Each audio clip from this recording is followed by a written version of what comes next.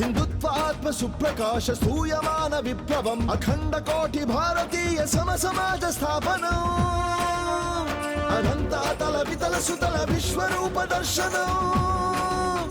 జటాకలాప శోభితం శ్రీరామ పాద సేవనం